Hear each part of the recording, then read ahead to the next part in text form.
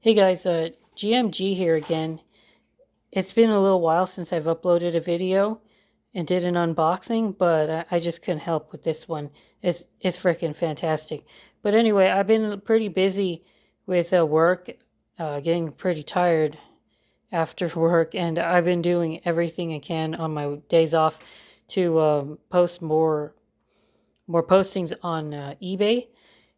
Hopefully, fingers crossed, it's a really good year for me because I'm expecting that perhaps more of the our more of our holiday dollars will go towards used goods and domestic products because there's still that there's still very high shipping rates in the coming to the United States, and a lot of they're having a lot of trouble with delivery drivers picking up the goods.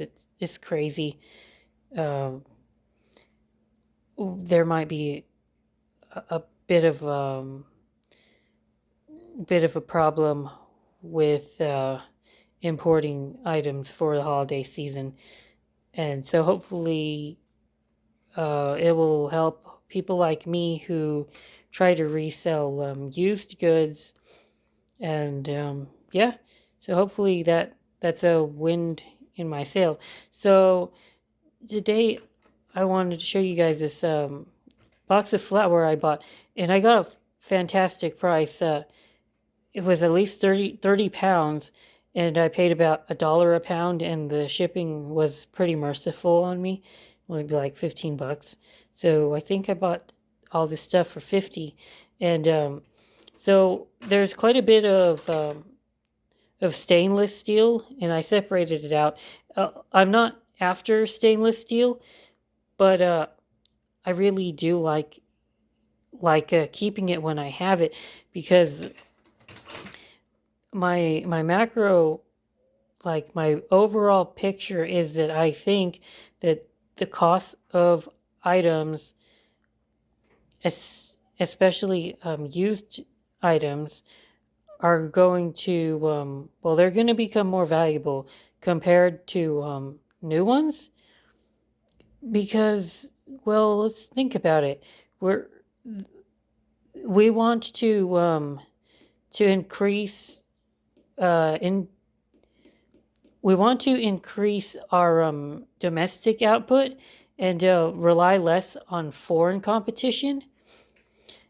And so, what exactly does that mean? Well, that means that the cost of importing items is gonna go way up because, well, when we're buying items from like China and like a lot of flatware comes from China, or it'll come from Indonesia, or places like that.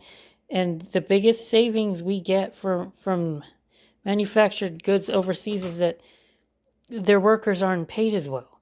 So, but if we want to have a strong manufacturing base at home, we'll have to at least pay the workers minimum wage. I'm federal minimum wage.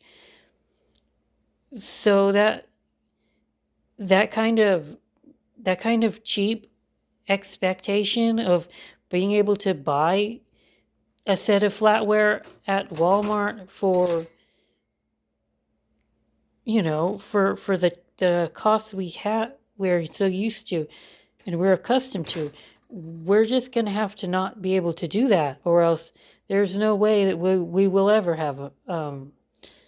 have much of a manufacturing base in the United States. So if we do, though, then the cost of all items will have to increase. There's no way that we'll be able to compete with those countries, at least in the short run. I expect that once we stop importing pieces, the cost of goods will probably skyrocket. So I'll have a lot of things like flatware to be able to sell in that kind of situation. So a lot of these pieces seem to have the same pattern, and they were made in Japan. So pretty sweet. I didn't count it yet, but it says like EKCO, Japan. I'd expect at least, I don't know, $1 a pop for them. And they add up quickly. Got at least, I would say, 40 pieces of the same pattern. Let's see some other things here. I have no idea what the heck this is. Like a giant. Maybe it's like a meat skewer or something. Maybe like you stick a turkey with it or something. I don't know. If it like allowed you to baste with it, that would make more sense to me. Maybe you like impale a turkey so that you have a hole in order to baste it with. I'm not sure, but there's even knife stands. Look at that. You put a knife on it, on these little things, and it's very cool. And this one, we got like mother of pearl action going on here. I don't know what the utensil would be used for, but the mother of pearl is very pretty. Even have this piece that's got, it feels like it's like very old plastic. I don't know anything about old plastic. I have researched bakelite, but I don't know how to tell if something's bakelite. Yeah, it's cool. I don't know if it's worth anything. On to other things, though. So I don't want to talk about the stainless steel forever. We've got some good brands, Oneida too. But yeah, moving on. So a little bit less than half the box was comprised of vintage silver plate pieces, and this is what I'm really after. I really love this stuff. I probably have about a half a gram to a gram of silver plating each piece. And there are a bunch of different makers. You probably have a lot of Oneida community in there. Reed and Barton is probably in there. International Silver and 1847 Rogers Bros. Just the standard fare. But there was quite a bit of National Silver Co. as well. And that they no longer exist, I don't think. But yeah, National Silver Co. is probably going to sell for, I don't know, $2 to $3 if in good condition. If you have a pattern and that somebody wants, they'll probably going to be willing to pay $4 to $5 if you just separate like 6 or so tablespoons or teaspoons and list them separately. Get the pattern on eBay. And if somebody wants to complete their pattern or replace the pieces that they've damaged or whatever, they'll probably pay quite a bit more. So here we have one of the National Silver Company pieces. Let's see if we can get it in focus for you guys. There you have. They have an NSCO EPNS, electroplated nickel silver. And we got ourselves, looks like a berry spoon. Yeah, this is like a silver-plated berry spoon. I believe that it said that it was made in England. So, very cool. I don't, probably a couple bucks as well.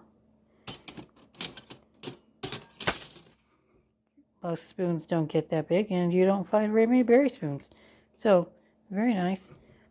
Got some kind of tongs. I don't really see very many tongs like that. Gotta pan it out a bit more. Get a little bit of a better picture. And yeah, it's even got a pie server. There was another pie server somewhere as well. I think I put it in the stainless box on accident. But yeah, pretty sweet. I'll always be looking for this stuff. And if I were to sell it in bulk, the market right now is pretty hot.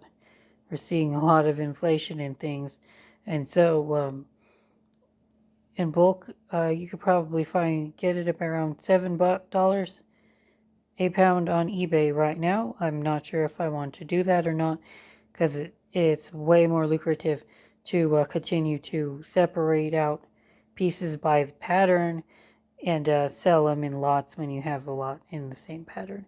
But yeah, very cool. It's gotta be at least 10 pounds right here. That's the meat and potatoes of what I'm doing right now. On to another group of silver plate. And I separated this out because I kept finding the same pattern here. And look at that, it almost fills up a plastic shopping bag. But it's marked EP Brass 1847 Roger Bros. It's stamped with the number 6. See if I can get it to zoom in. There it is. Perfect. 6 Canada EP Brass. Very cool. I'm gonna have to research how much it goes for. That's very interesting. I knew that International Silver had a factory in Canada, but I haven't actually found any pieces that were marked from Canada. So hopefully it goes pretty well. And the 6, of course, is it refers to the thickness of the plating. 6 grams that is plated over the set of pieces that they're plating during the run, which is normally 24. So 6 grams over 24 pieces. There's is supposedly supposed to be about 1/4 of a gram of silver on each piece, and that's kind of thin. Most silver plate is not stamped this low of a number, and you can kind of see that the brass is completely wearing through it. You can see a lot of the brass through the silver plate. Why? Because it was stamped just 6. But that's okay. It's still probably worth something. Especially if you can find a large amount like this. I've got to find the pattern and I will list it separately. But yeah, super happy to find this. On to the next find. So this, I found bronze flatware. It's stamped Thailand. That's all it's stamped. But look at that. It's gorgeous. And it looks like it's an elephant. It's kind of personified. And on the top, it looks kind of religious. I'm not sure if that's like the Buddha or maybe some kind of Hindu god. I don't know, but it's freaking cool. I think I'm not sure what the heck it's worth. I'm probably going to list it as an auction this time and just list it as a very very low and see how much it can it goes for. Not sure if I'm gonna actually do that because sometimes it bites you in the ass doing an auction and no one's bidding on it and you have to give it away. When I was first starting, I would do that on a couple pieces, and once I sold some stuff that was cheaper than what it cost me to ship it out, so I was losing on it, I stopped doing auctions, and now I do auctions very sparingly, and this might be one of them that I do an auction on. I'm not sure. So let me kind of try to wrap this up a bit. and show you the rest of the cool things I found. These are like really cute teaspoon, a teaspoon set of kitties. They're kitties. How could you not love that? And I found these little spoons as well. They have what I assume is Chinese letters. If anybody reads Chinese and wants to put it in the comments, if somebody ever like watches my videos who's actually Chinese, I would love to know what they say. This spoon was made from coins. You better believe that I looked up what the coins were worth, and if they were silver, but no, this is like 1 island krona and 1 10 island something. Sorry guys, I don't know what where this currency is. I think it's Iceland. 1 10 island aurora. Apologies to anybody who's Icelandish. Not that I expect anybody who's Icelandish to watch my video. The odds of that is very low, as no one watches my videos yet. But anyway, we got little bunny spoons. Holy crap, bunny baby spoons. This set is probably worth at least a couple dollars a spoon. Who wouldn't want bunny spoons?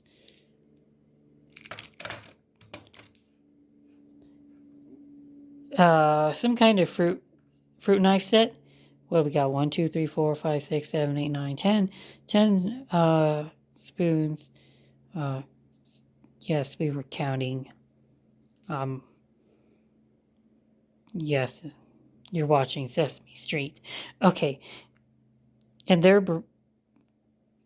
have those pseudo hallmarks I've talked about before. The British do that.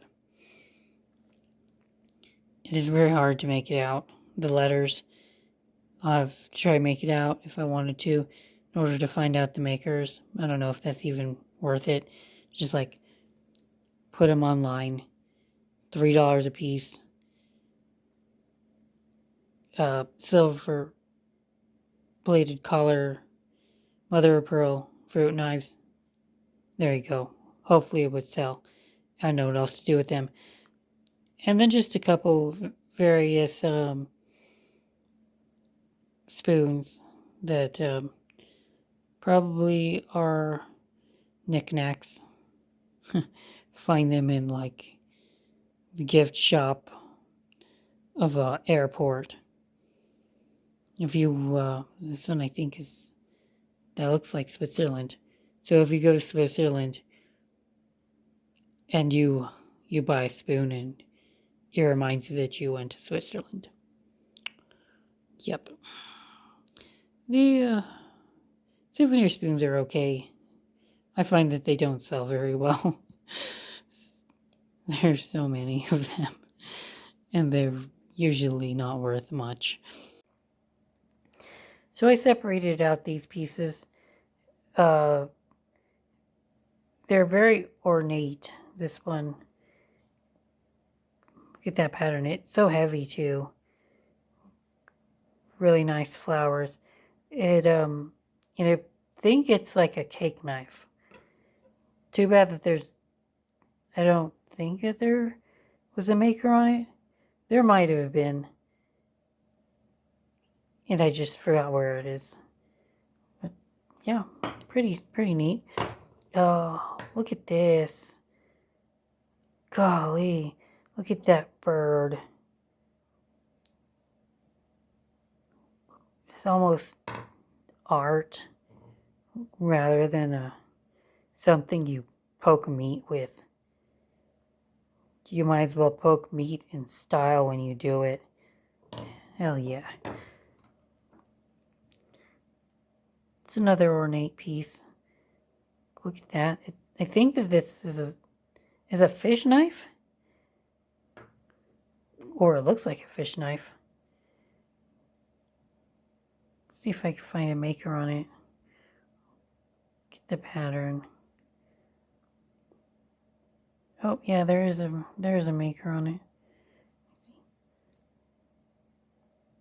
Prima New York silver. Oh yeah, I already looked it up. It's silver plated. And mirror stele. Plated, definitely plated mirror stele. The last time I did a box of flatware, I was nerding out on mirror stele as well. I know that it's valuable. Reed and Barton. And whatever the heck this is, the type of piece it is, I can look it up, because replacements.com has all the mirror stele pieces and the pictures of what they are. So if I ever come across a piece like this again, I'll know what to call it. Just a couple knives from made in England, Sheffield. I think it said they were made in Sheffield, or they're a Sheffield company. A.E. Lewis & Co., made in Sheffield, England. Nice. Hopefully they're collectible.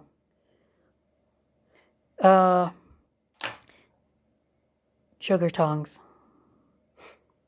And these sugar tongs, I believe, were hotel sugar tongs.